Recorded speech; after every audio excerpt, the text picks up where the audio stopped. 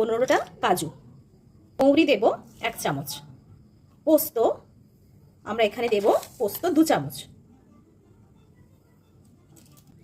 এবার এই শুকনো উপকরণগুলো আমি একটা মিক্সার গ্রাইন্ডারের বোলে ঢেলে নিলাম।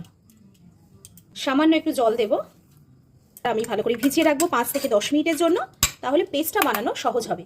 এটা আমি মিক্সিতে বাটছি, আপনারা শিলনোড়াতেও বাটতে পারেন। আমাদের পেস্ট রেডি হয়ে গিয়েছে।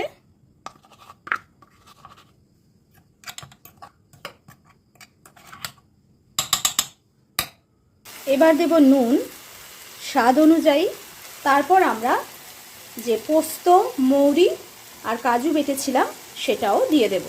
বাটি ধোয়া জলটাও দিয়ে দিলাম। গ্যাসের ফ্লেম এখন লো করা আছে।